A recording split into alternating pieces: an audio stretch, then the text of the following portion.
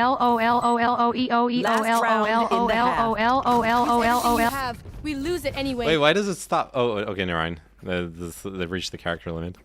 I wanted more. Okay, thank you so much for the $1, Kino. Appreciate it.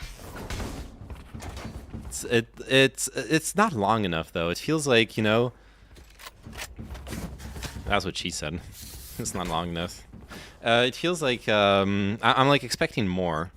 I need to double check how long the TTS is. Get out of my way. No, I think I could be wrong, but I think the I think the You will not kill my allies. oh fuck me. I think the Artosis TTS is longer, or they just know how to abuse the TTS system. Maybe slow it down. Can you choose voices? I can set it up so different donations do different voices, or I know that certain services allow you to choose voices, but I would need to change the TTS service for one that lets you choose voices. I need to do some research to find a good one for that. Some streamers have the like multiple voices one, and then you need to learn there's like tags, and you can have like different AI generated like deep fake voices. You can have like Obama read your message and stuff like that. That would be cool, but I don't have that set up right now. It's just the Dutch one. 66.66 should be some evil loud voice. Yeah, you can do like but like Artosis has that. He has like the default voice starting at $3, and then there's like the weird like Russian voice on one side. Yellow is clear. Yellow is clear.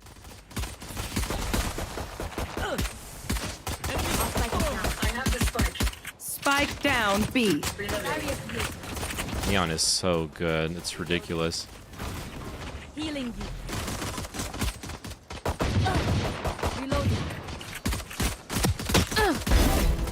Got him.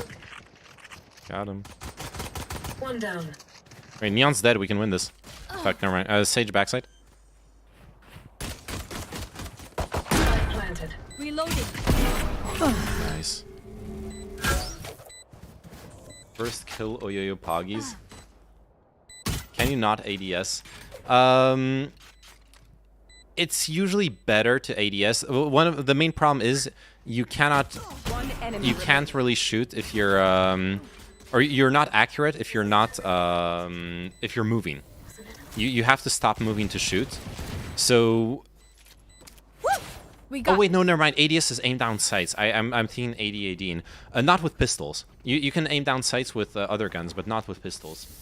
With the rifles you can. So like if I go this, with this I can aim down sights, which reduces the fire rate. So it's it has to be used like in moderation. But I can't do it with the pistol. They're not better than me. It's situational. But it's important to know when to ADS, yeah. Oh.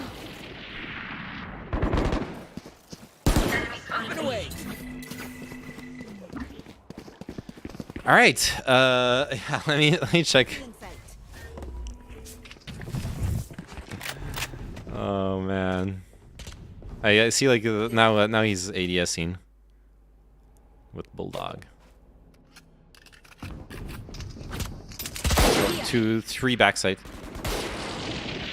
Oh, 1 nest. No one's communicating in the team, which is not that great. Somebody's there. Nice one, Dizzy.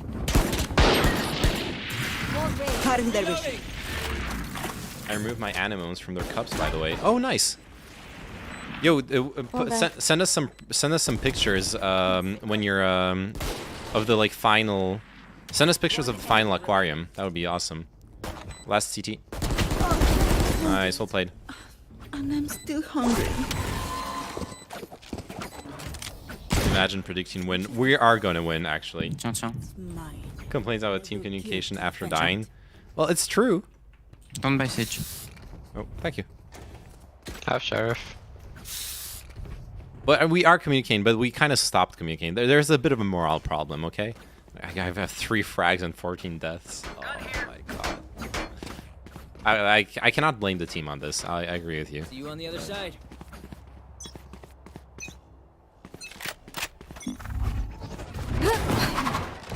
One close. Okay, she dashed away. Oh, fuck me. No, she's close still.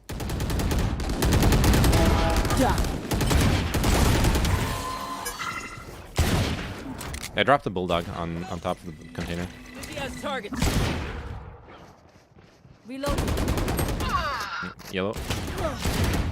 Last player standing. Spike down B. Oh, that was bonus round. That's fine.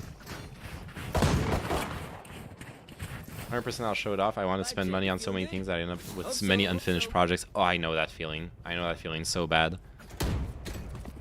Unfinished projects. I can practice caster skills. True.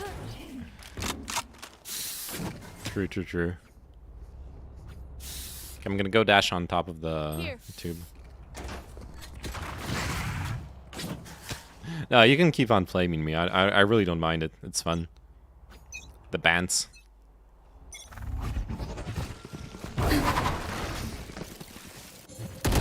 No one boiler.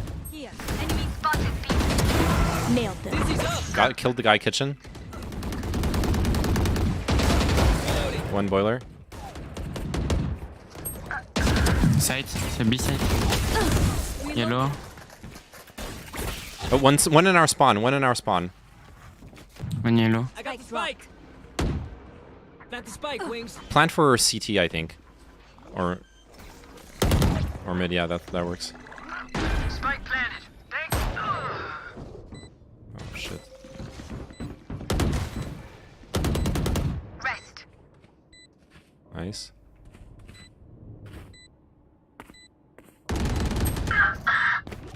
One enemy remaining.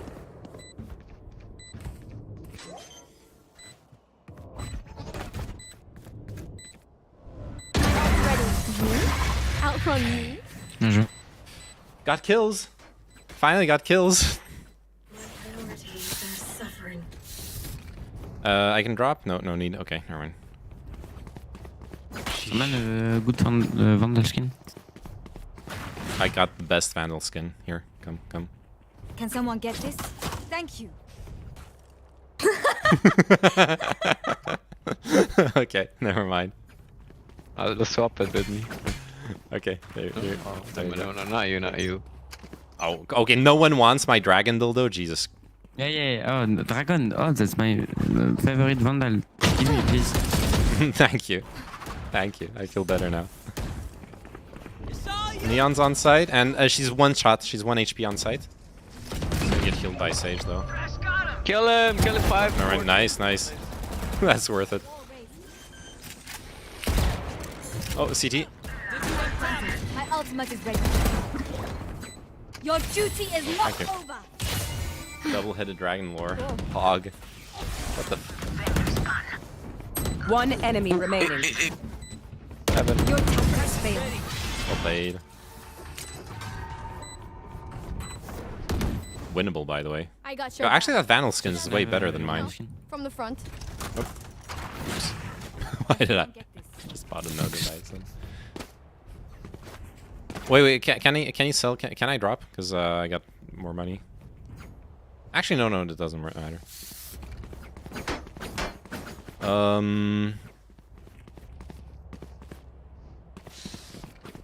Breathe deep. Okay, I'm going on top of belt again. Don't come me, please. Hi! I'm pissed! Oh, white chicken. She's close, watch out. How does that work?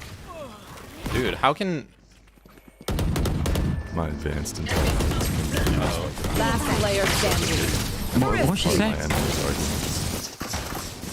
Poep poep bopie poep poep. Doodly doop loop. Scooby dooby do. Diddly do. Dinkel scotch macro. Boep poep bopie poep poep. Doodly doop loop. Scooby dooby I can do. drop. Diddly do. Dinkel scotch macro. Do do do do do do do do do do do.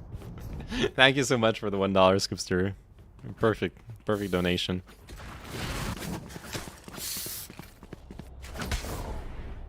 Ah, fuck. Okay, let's go fast A like we did 2 rounds ago. I think that was a good meme.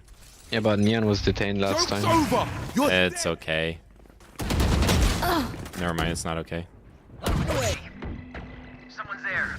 We cannot win without ults, actually. Enemy spotted A. Sit down. Reloading. Wait, play it slow. Rain is flanking. Return to dust. Last player Never mind. standing. How is every round the same? Well, we're losing, okay? That's how every round's the same. Match point. This place is nice, but not nice enough to die in. Let's win and get out of here. Yo, who invented homework? I have a 5-paragraph essay with some choice words for them. Nice. I still got some money left over. Now we're playing to win, not to not lose. I'm gonna play my ult. I'm gonna get all the kills. For you, Hitman.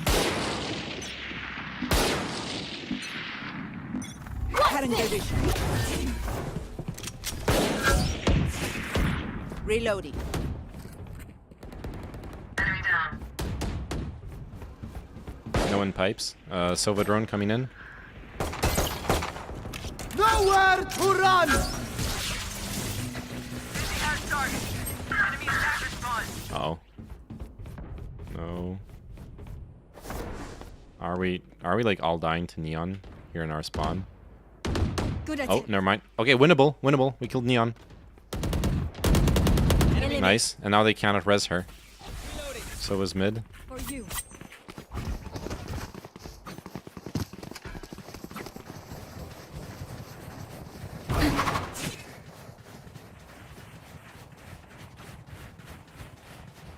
Barrier created.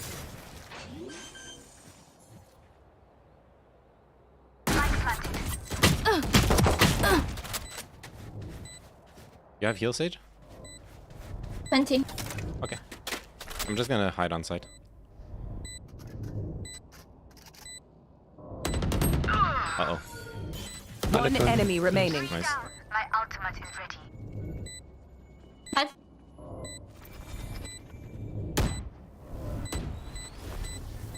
Healing you. Okay.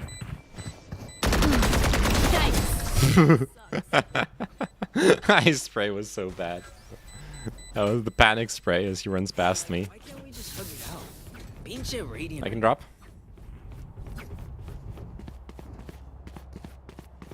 Yeah, well, someone ask for a drop. There we go. you. Gecko, you can ask. All right, we have Sage ult, so we can like push and trade into Neon and Res, and we're fine.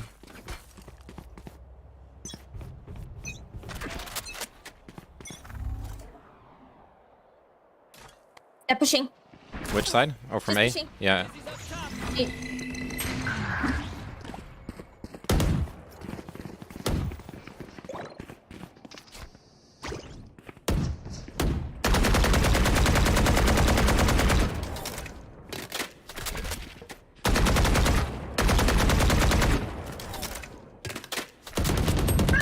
Oh no. Ah, fuck. I'm pissed. Message shot. sent. Your duty is not over. Phoenix in This is winnable. This is actually winnable. Behind. They're dead. Goodbye. Don't get in my way. Barrier created. Light planted. Now the question is, how do we win next round? Because we're only gonna have Reyna ult and maybe Gecko ult if we like farm some orbs and stuff on him. Last player standing. One enemy remaining. Oh no. GG. Ay. Well, that's what you end up when you're. I think we're against the Smurf. I like 37-13. I think we You will lost. not kill my allies. I think we lost. All right. So, I'm so sorry for. Choose outcome. Will Oyo win? No. There you go. Thank you for the gamble. Loser mentality. Yo, I still got 3 points, okay? We're not deranking, even if we lose next game. Putain. Ouais, le Neon c'était un smurf. 100%. Oui, vraiment. Et il jouait beaucoup trop bien. Dang it, I'm sorry. I thought you were plat. No, I'm diamond. I'm diamond. I ranked up right before the season too. Bon, another one? Enfin, on en fait une ou comment tu te sens? Vas-y. Allez, ok. Alright, one more. Will I get 15 kills? Let's do that one for the prediction.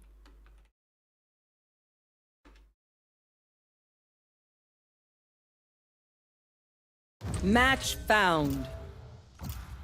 Will I get 15 or more kills? Yes? No. Oh, hello. Let's go, man. Hello. Hello, team. Hello, Pearl. A Pearl's the... Oh, yeah, I think I... Okay, yeah. That's the map where we need Viper, right? 20-second pull. Oh, wait, it was only 20 seconds? Alright, never mind. I'm sorry. Let me,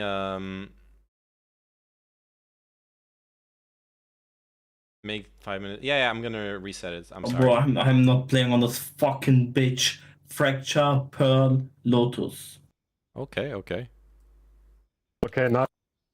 I'm enough, bro. Oh yeah, let me fix the Are prediction. you man or horse? Tell me, man. Fuck it. I'm deleting. Hey, listen, man.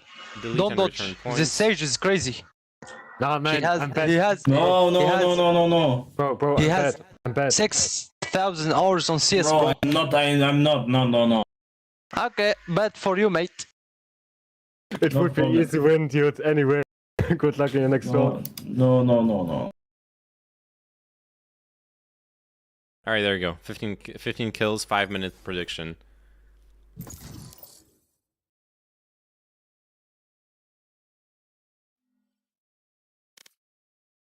That should be long enough. Match found.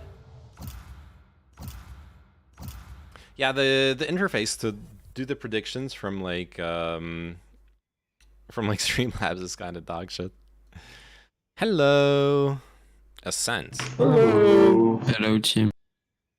Okay, what are we playing? Qu'est-ce que tu veux jouer? Hello. Je sais pas du tout. J'ai envie de mourir là, frère, j'en peux plus. Oh non, non, oh merde, on n'aurait pas dû lancer un peu. C'est pas jouer qui me casse les couilles, c'est. Oh, c'est les mates, les ennemis, tout. Ouais. Alright, oh, we already got a Sage. Fuck, I'm playing Jett then, if we don't know. Cool. Let's go. I need to land my shots to actually perform. I can play a duelist like Phoenix or Reyna, or I could wait. Which map? Ascent. I could also play Brimstone or Gecko. Maybe play duelist. Okay. Okay. I'm gonna redeem myself on this map, okay?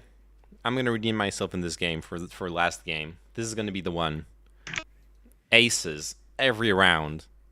We're not going to get 15 kills in the game. We're gonna get 15 kills in 3 rounds. Maybe 5 rounds rather. It's gonna be incredible. We're defending. Okay, we're not getting 15 kills in 5 rounds. They're like just not gonna always come to the same site.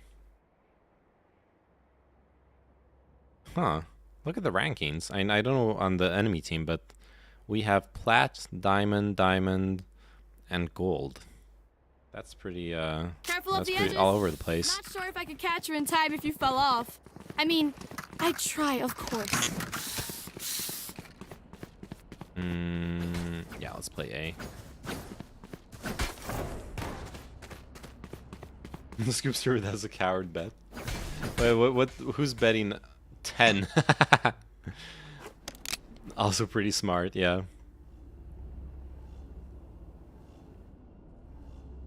Trying to maximize the ratio. Yeah, Scoopster's like made money off of poker. He knows how to play the betting odds.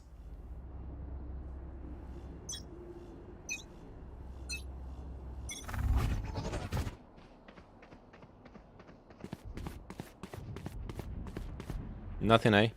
Watch out mid or B. Mid looks good. Yeah, it's B.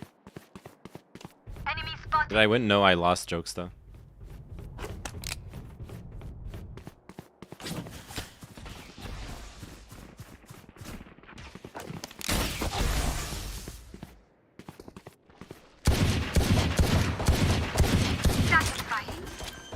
Enemy spotted. Spike down. 60 on Sage. All on site, all on site. Yikes. Spike. One backside, both. On site, Omen.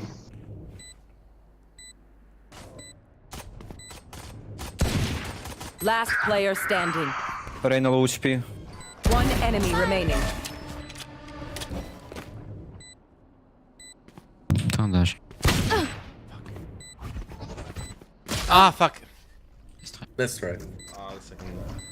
After my prior performance, you don't know about that. Look, I was up against what was clearly a Smurf. Someone who had, someone who was much higher rank, who was playing on a much lower rank account.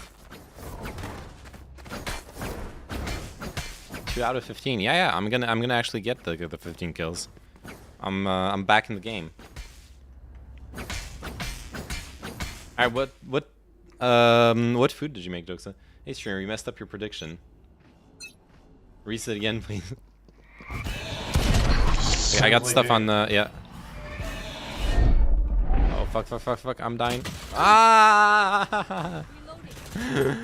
I fucked up. I'm so sorry. That's all good. Spike planted. Dizzy's up. Someone's there.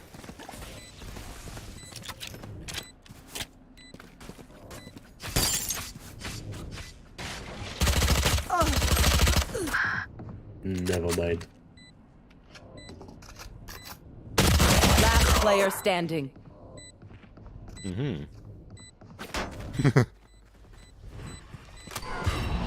Shoddy gaming. Nice, the weapon switch. It's looking good for the doubters. I don't know. I don't think it's looking good for the doubters. That was an eco round.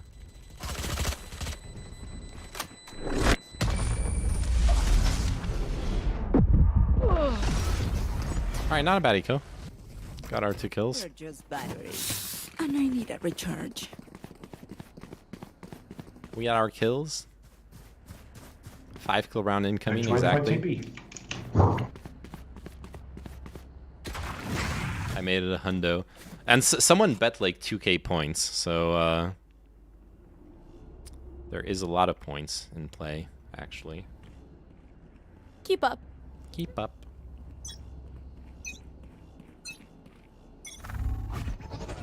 Dizzy has targets.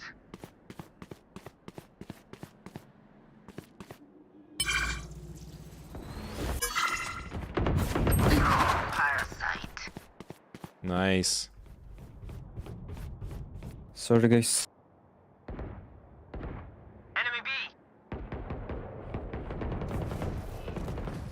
Healing you.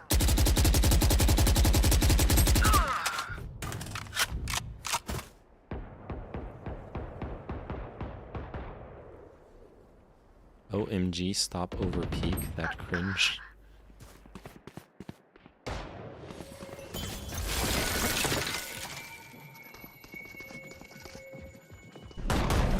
Oh, watch out on site, Sage. Oh, fuck. One enemy remaining. My ult. Siege tank 65 or less. I think Oh, she's a CT now.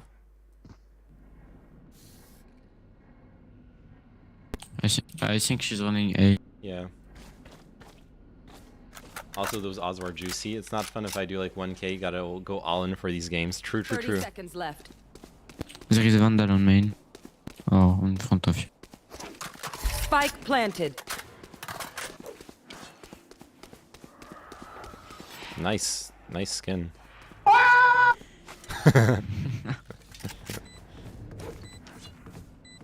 They deflect all our bullets.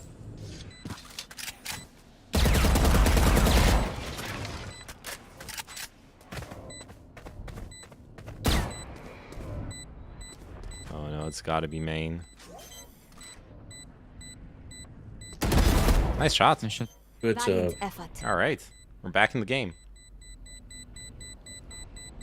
3 kills. 1/5 of the job done. It's Siege time. Now we're talking. Don't jinx it though. Stay humble. Our economy's horrible. Echo, guys. Play for the... I'm just gonna play my ult. Gucci. Oh, tu peux payer un petit shield en vrai. Parce qu'en face, ils ont des armes, dans tous les cas, ça revient même. Ouais. C'est pas si je joue le fantôme, mais ouais, non, ça va aller. What's this?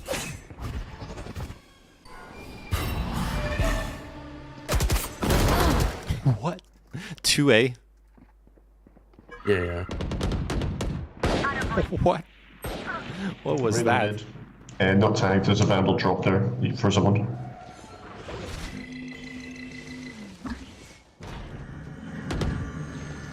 Shit, Marshall. The hunt begins. Listen, win or lose, points are going to the gnome spammers. True. That's all that matters. I agree. Planted.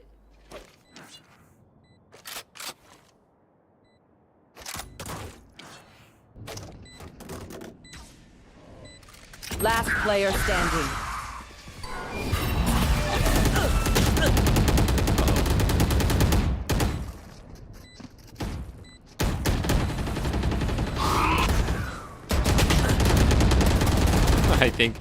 I think he needs to save. I think there's not much you can do in this situation.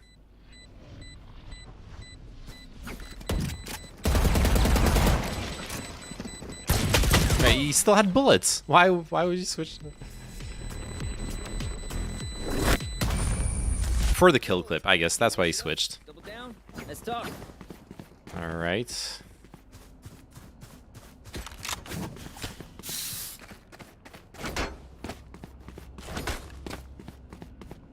Man, I should have just dashed out of there right away. We can go again, guys. Wait, really? One up money. We were supposed to equal last round. What the fuck? Steps A. You fought well. Okay. Bro, are you grim? No, I'm just better. Oh, fuck. I messed that up. I messed that up. Still in sight. All flanking.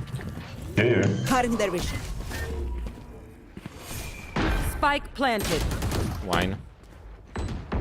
Yeah, it's like that. Your duty is not over. Two gen, and one site. Or under heaven. Reloading. That is very cheeky. I'm standing there.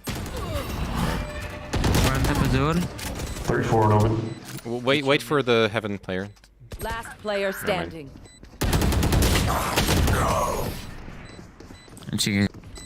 Should have waited for the heaven player. We had time. My Sort city of. needs me. Maybe. I can't be away for long. Let's end this quickly.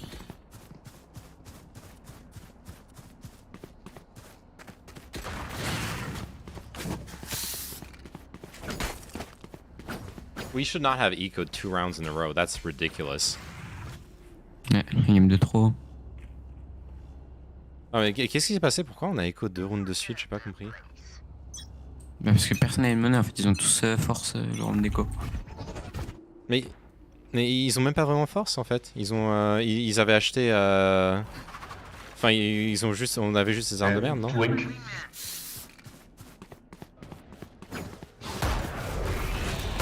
Enemy spot.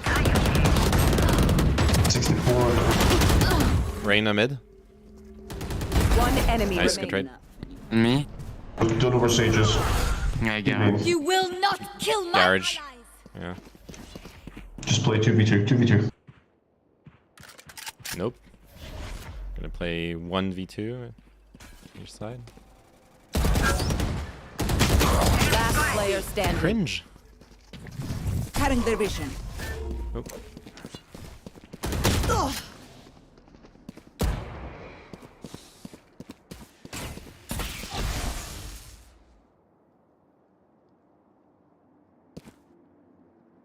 They have to be rotating, yeah.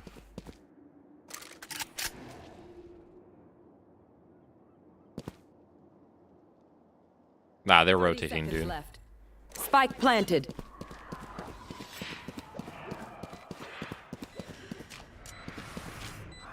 I wish.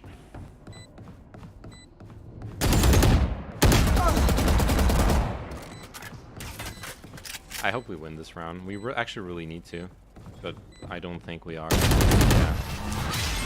I got my 5 kills. We're 1/3 of the way there for the prediction. I don't know if we're not winning. That's for sure.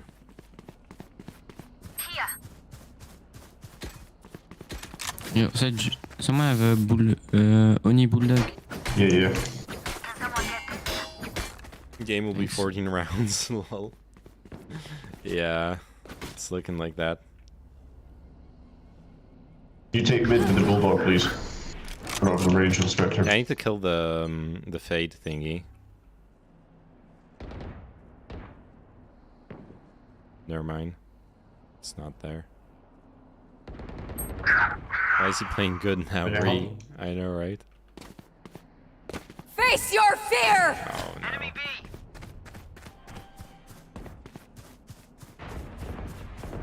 My wingman's down. 34-7 on the sage.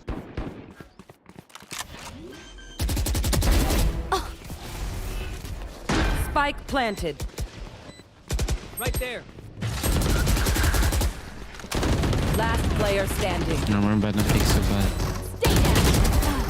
3. My ult's ready. Ah! Dommage. Je sais pas ce que j'ai, je joue trop mal. Ouais, mais enfin, c'est pas toi, c'est là, c'est. On se fait défoncer partout où ils vont.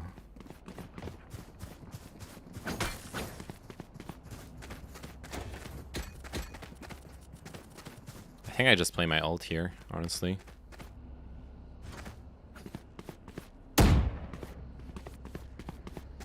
En vrai, attends, viens là.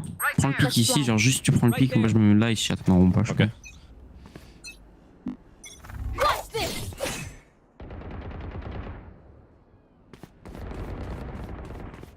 Up and away.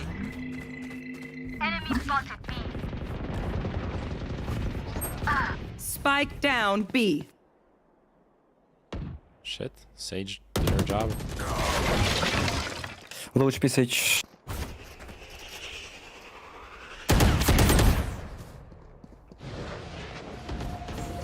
Nice. Spike down B. Close left, Gecko. You will not kill my allies!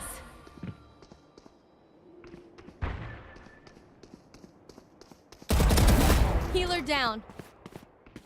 Blocking sight. Blocking sight.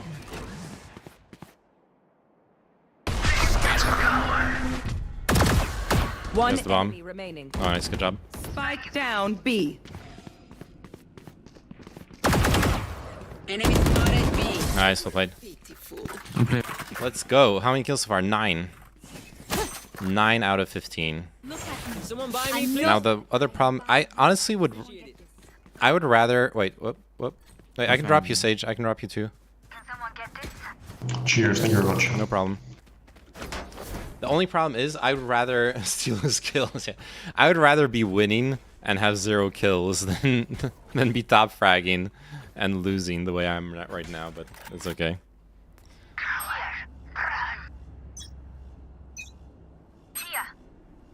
Dizzy's up top. Reyna mid. Not today. The pre-fire. Okay, so Spike down A. 1 top mid and stuff on A.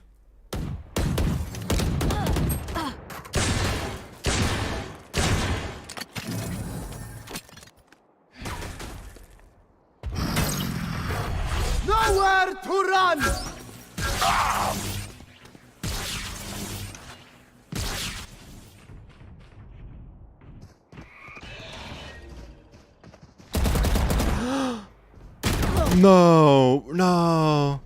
Non, qu'est-ce que... Non.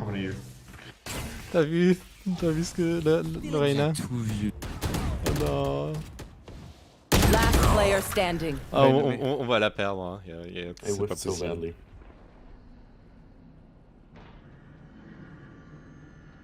Oh man. Lucien. So that was a bit of an unfortunate situation, as they say in the lingo.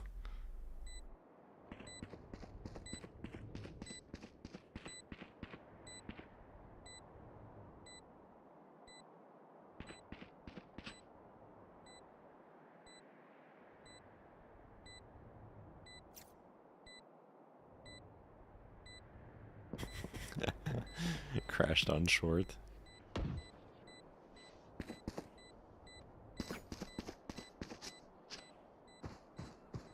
Let's go, Ouais, je lui donne l'occasion de tuer un mec, il veut même pas. Ouais, c'est pas grave.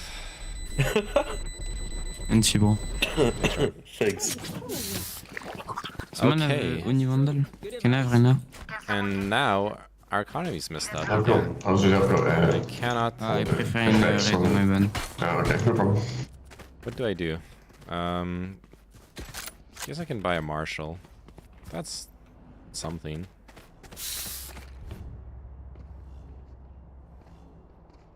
Let's go. Okay. Let's go. Yay. Somebody's there. Spotted mid. One down. Nice, nice. Alright, this is winnable. We need to chill. Yeah.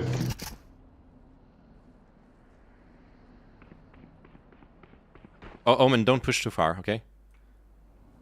I'm just sitting here, fish. Yeah, that's good. 80 on Omen. Main. Nice, Reyna. Or, sorry, nice. Oh. No sage spot though, right? One enemy remaining. Nice. Nice.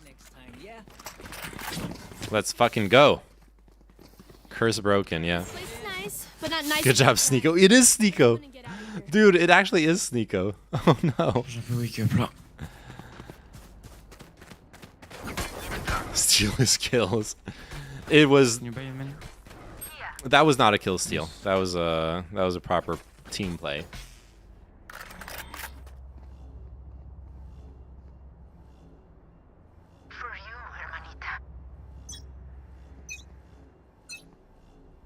Mosh pit.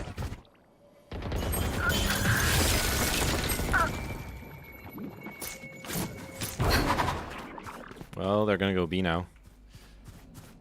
Secure his kills, exactly. Begins. Planting. Spike planted.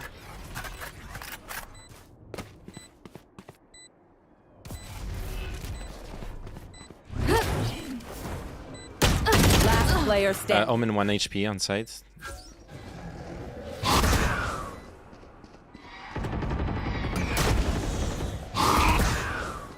Well, I think they know he's here. Oh, nice shot. Unfortunate. Alright, so here's the plan. Don't die. I'll try. It might be a bit hard to do, though. That might be a bit hard to... Okay, 3-8. Let's do 4-8. And that will be very hard, but still winnable. It's not going to be easy, but... We can do it. We can do it. Ah, notre Roman, faut qu'il wake up aussi. Hein. Il a pas parlé une seule fois de la game, il est en 1-10. Eh oui. Here's the plan. Let's win this round. Yeah. Oh, stuff on 8.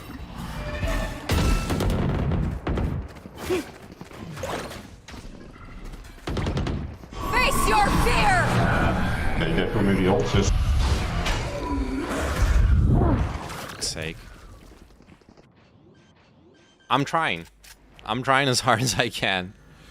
Spike planted. Can res me, Sage? Yeah. My Your ult. duty is not over. Thank you, Sage. Dizzy's up. Dizzy has started.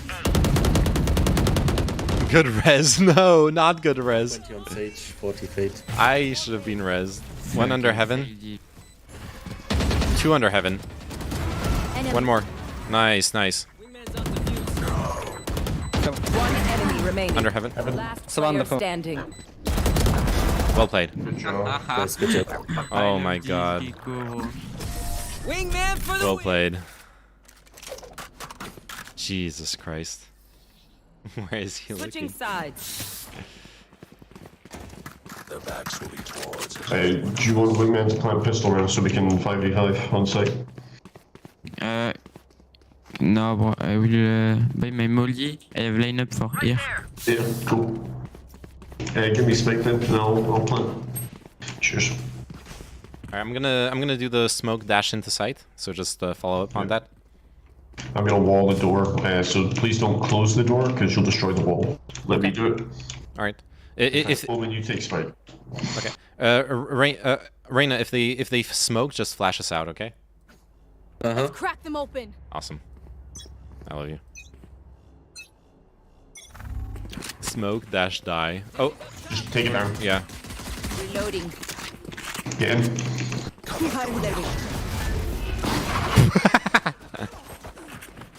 Enemy spotted. A. Just try to plant here. 26 on Jett. Okay. Fuck's sake, dude. Oh, no one was going Gen.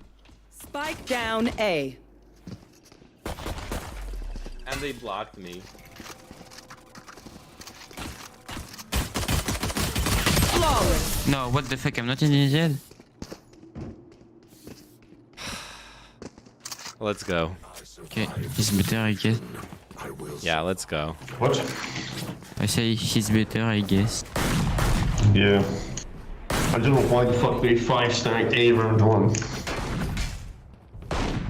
I say we just run down fucking short and take tree. Okay. Here. What's the worst that could happen? Well, they don't have raise grenades, so at least we don't die to that. Yeah, just move on to the Reyna swing just with a Spectre. Yeah, Fade's playing short. Why am I up front? Why am I up front? Where's the You're duelist? our top fragger. Okay, kill him. Get him. I believe in you. Omen, okay, 2 mid, pushing you. Sova's 1 HP. Sova's a free kill, you got it. Good luck.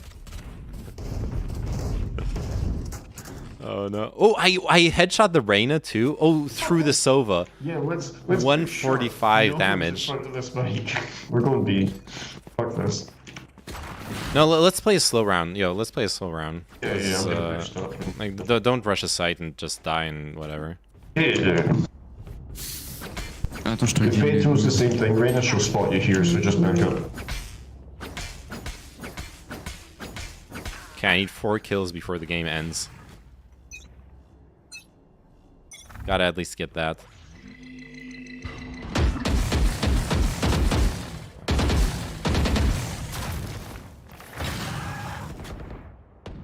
Enemy spotted B.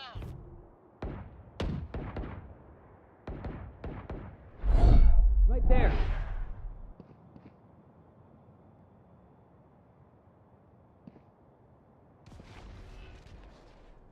The gecko's creeping up on tree. They're using every utility on it. Oh, Bro is crouching. Alright, Omen, let's go.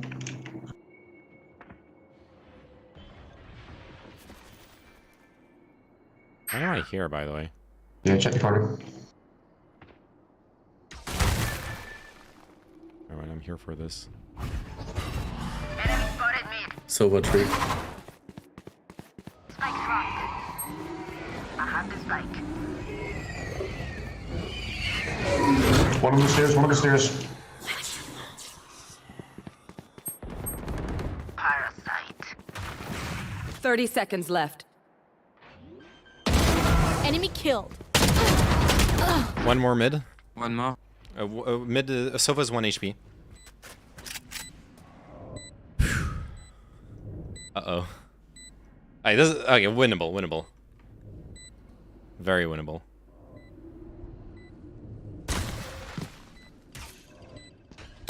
One enemy remaining. Nice, well played. We got this. 3 and 15 is free money, exactly. Never bet against me. Your hearts are pounding. Yeah, we can try it again if you want. Dude, let's just chill, okay? We need those slow rounds. We need to work their utility. Yeah, I know. Okay. I know. But I'm saying at least if we've got a site in mind, we're not going to spend a minute trying to get a pick and then freaking out where we're going. Sure. I get you.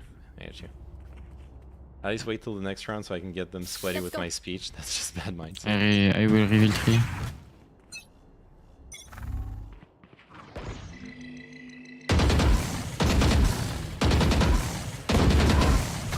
Fade's still playing short.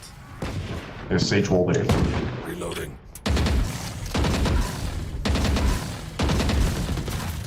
Nice. Okay, I'm gonna jump over the sage wall. I'm going A. Yeah, I'm behind you. Or we could wall. No, keep your wall for sight actually. Yeah, I'm going to. Let's just break it. Maybe generator. Under heaven. Why am I alone? On heaven. Spike down A. 2 on A.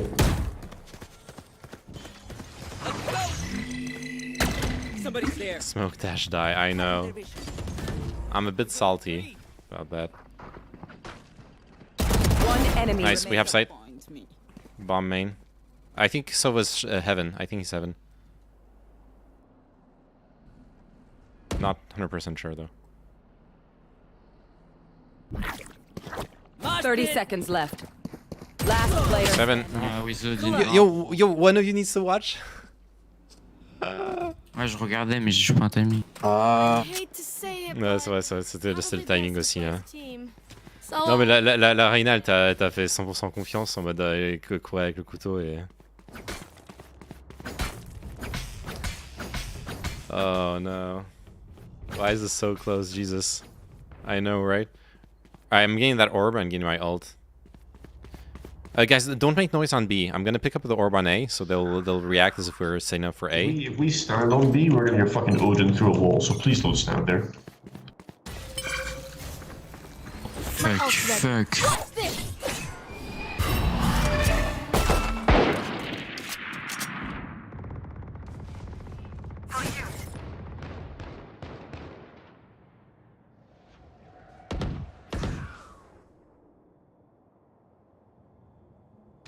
Omen's mid.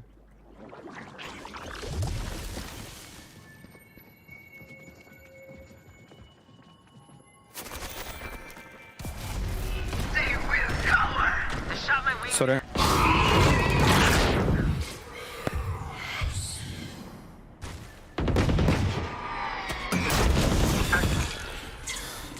Spike down mid. Reloading. Wait, what? Nailed it. Okay. One enemy remaining. We need the bomb, we need the bomb. I'm going for... Oh, okay, nice, good job. Sure. Uno mas. Alright, prediction... No, the... Yes, I got it! Yes! Can someone get this? Oh my god, the god plays. Knife to your face, yeah. Camping kills are illegal. That was game sense. That was a perfect play, okay? What's their money looking? Okay, I need full armor. Stay safe.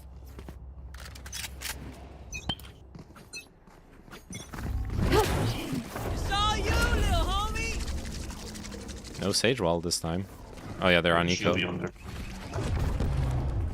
I got the spike. Maybe under. I don't really check. Can you plant? Ouais, voilà. Spike planted. Cover going out. Wait. One heaven. One behind. Two heaven. One behind. Oh, behind. Last player standing. I'm an idiot.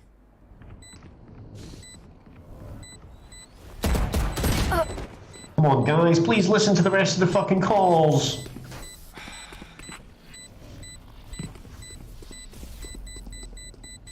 Thrifty. Ah ouais, je sais qu'il y en a un derrière. Toi encore, je veux bien que tu meurs, mais le mec après toi, je sais pas ce qu'il fait. Non, mais j'ai tunnel vision, c'est de ma faute. He hates me so much that he wanted to perform better. This is all planned. Imagine, il y a toi, t'écoutes pas le call. L'autre, il y a au moins un qui l'écoute, genre, c'est... Ouais. Bon, ça arrive. J'avoue, behind, c'est un call... Enfin, c'est con, mais genre main ou flank, ça je réagis, mais behind... Stay down. Let's fucking go.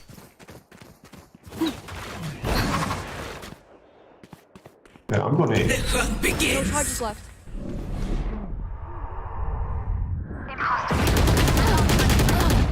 Omen AD mid. Please. Yeah, come, buddy. Last player standing. Good luck. Yeah, thank you. Spike planted. I should have gotten the Omen at least. Nowhere to run! Oh. I saw you. Yeah. Nice. 3 down. You got the wall. Barrier created. Oh, nice try. NT. C'est dur wall à Rin, c'est une bras.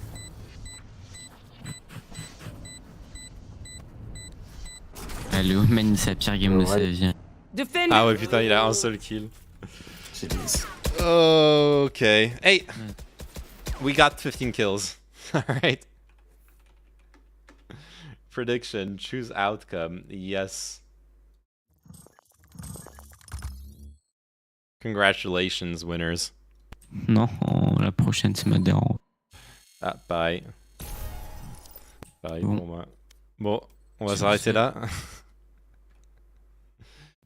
Salut. Salut, merci pour les parties. GG. Aussi. You misclicked, thanks for the points. Wait, what? No. No, yeah, I clicked the right. Okay. God damn it, like Trollomovich, shut up. Dude, I can like click see details and double check.